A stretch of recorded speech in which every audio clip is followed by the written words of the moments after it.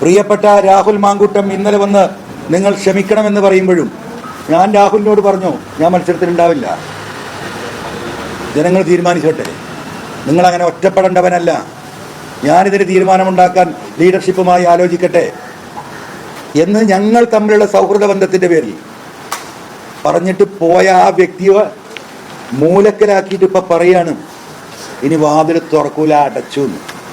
നിങ്ങൾക്കറിയോ, ഈ വാതിൽ അടച്ചിട്ട് ഒരു മാസമായിട്ടുണ്ട്.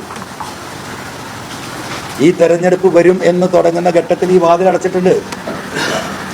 ഈ കാര്യം കൂടി പ്രിയപ്പെട്ട UDF-ന്റെ പ്രവർത്തകരും വോട്ടർമാരും നേതാക്കന്മാരും നിങ്ങൾ കേട്ടോ. ഞാൻ ഇദ്ദേഹം ഇങ്ങനെ തിരിഞ്ഞു നിന്നിട്ട് മുഖം തരാതെ പോകുന്നത് എന്താണ് എന്ന് ഈ സ്ഥാനാർത്ഥി പ്രഖ്യാപനത്തോട് കൂടിയിട്ട് ഞാൻ ആലോചിക്കുകയാണ്.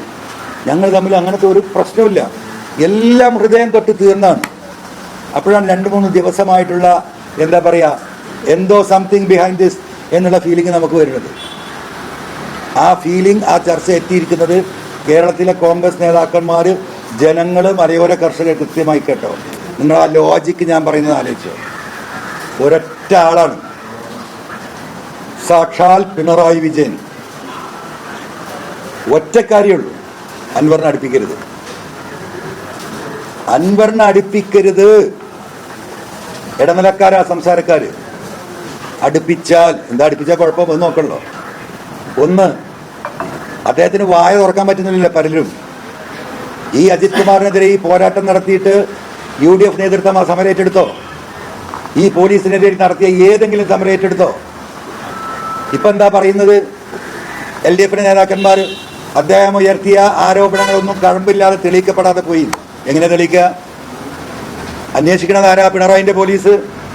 അതിനൊപ്പം നിൽക്കുന്ന പിണറായിൻ്റെ മറ്റ് പോലീസിലെ വിഭാഗങ്ങൾ, വിജിലൻസ്, ക്രൈംബ്രാഞ്ച്, ഇവരല്ലേ അന്വേഷിക്കുന്നത്. ആ അന്വേഷണം തെളിയിക്കപ്പെടുമെന്ന് നിങ്ങൾക്ക് തോന്നുന്നുണ്ടോ?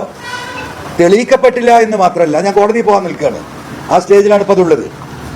തെളിയിക്കപ്പെട്ടില്ല എന്ന് മാത്രമല്ല, ഈ പറയുന്ന അജിത് കുമാറിനെ DGP ആയി പ്രൊമോട്ട് ചെയ്യാൻ കേരളത്തിൽ നിന്ന് അയച്ച ലിസ്റ്റിൽ ഈ അജിത് കുമാറിൻ്റെ പേര്, ഞാൻ വിചാരിച്ചു അദ്ദേഹം ഈ വാർത്ത കാണാതെ പോയതായിരിക്കും. ഞാൻ അദ്ദേഹത്തെ വിളിച്ചു പറഞ്ഞു, ശക്തമായി എതിർക്കണം, ഇതൊരു പൊതുവികാരമാണ്. കേരളത്തിലെ രാഷ്ട്രീയം ചർച്ച ചെയ്യപ്പെടുന്ന അജിത് കുമാറിന്റെ ഈ വിഷയത്തിലാണ്. പക്ക നമ്പർ 1 ഫ്രോഡ് RSS. നിങ്ങൾ പ്രതികരിക്കണം പ്രതിപക്ഷ നേതാവേ. ഞാൻ ഏറ്റവും പറഞ്ഞു, എവിടെയെങ്കിലും ഒരു സമരങ്ങൾ കണ്ടോ? മിണ്ടിയില്ലല്ലോ. അവരുണ്ട് ഇതിന്റെ പിന്നിൽ.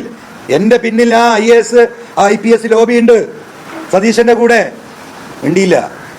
3 ദിവസം കഴിഞ്ഞ് ഈ തോന്നിവാസം മുഴുവൻ ഇവിടെ നടത്തി. 40,000-40,000 കേസുകൾ ഓരോ വർഷവും മലപ്പുറം ജില്ലയിലെ മനുഷ്യരുടെ പേരിൽ കള്ളക്കേസെടുത്ത് BJPയെ സന്തോഷിപ്പിച്ച ഇതേ സുജിത് ദാസ്, ഈ കള്ളക്കടത്തിനും കൊലപാതകത്തിനും ബാക്കി നിന്ന സുജിത് ദാസ്, മരം മുറിച്ച സുജിത് ദാസ്, എല്ലാ അന്വേഷണവും തള്ളി അദ്ദേഹത്തെ തിരുവനന്തപുരത്ത് വീണ്ടും അതിൻ്റെ 3-ാം ദിവസം വിളിച്ചിരുത്തി. ഈ VD സതീശൻ പ്രതിപക്ഷ നേതാവ് മിണ്ടിയോ?